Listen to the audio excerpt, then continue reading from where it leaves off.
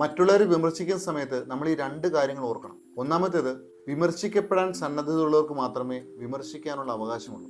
രണ്ടാമത്തേത്, നമ്മൾ ഒരാൾക്ക് നേരെ വിമർശനത്തിന്റെ ശരം തൊടുത്തുവിടുന്ന സമയത്ത് അത് നമ്മിലേക്ക് തന്നെ തിരിച്ചു വരുമെന്നും അത് നമ്മുടെ മനസ്സിൽ വിദ്വേഷത്തിന്റെ വിത്തുകൾ പാകുമെന്നുള്ള കാര്യം മനസ്സിലാക്കുക. അത് പിന്നീട് നമ്മുടെ ശരീരത്തിനെയും മനസ്സിനെയും തകർത്തും കളയും. അതിന് ഉദാഹരിക്കുന്ന ഒരു കഥ പറയാം.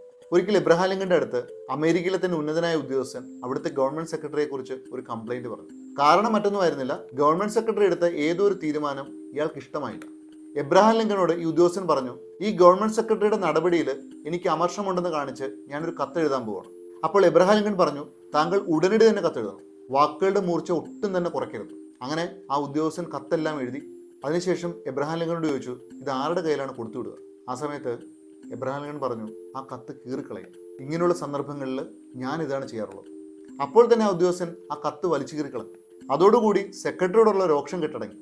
ഇപ്രകാരമുള്ള കത്തുകൾ എഴുതുകയും അത് വലിച്ചു കീറി കളയുന്നതിലൂടെ നമുക്ക് മറ്റുള്ളവരോടുള്ള പകയും രോക്ഷവും ഒക്കെ കുറയ്ക്കാൻ സാധിക്കും. പിന്നീട് അതിനെക്കുറിച്ചൊക്കെ ഓർക്കുന്ന സമയത്ത് അന്ന് കത്തയക്കാഞ്ഞത് നന്നായി എന്ന് പലപ്പോഴും തോന്നുകയും ചെയ്യും. നിങ്ങൾക്ക് മറ്റുള്ളവരുടെ പകയോ ദേഷ്യമോ ഒക്കെ ഉണ്ടെങ്കിൽ അത് കുറയ്ക്കാനുള്ള ഏറ്റവും സിമ്പിളായിട്ടുള്ള എക്സസൈസാണത്. ചെയ്യേണ്ടത് ഇങ്ങനെയാണ്: ഒരു പേപ്പർ എടുക്കുക, നിങ്ങളുടെ മനസ്സിലുള്ള കാര്യങ്ങളെല്ലാം ആ പേപ്പറിൽ എഴുതുക. അതിനുശേഷം ആ പേപ്പർ കീറിക്കളയുകയോ കത്തിച്ച് കളയുകയോ ചെയ്യാം. ഈ ആക്ടിവിറ്റി നമ്മൾ ചെയ്യേണ്ടത് മറ്റാർക്കും വേണ്ടിയിട്ടല്ല, നമുക്ക് വേണ്ടി തന്നെയാണെന്നുള്ളൊരു ബോധം നമുക്കുണ്ടാവണം. എല്ലാവർക്കും ശുഭദിനം. Thank you so much.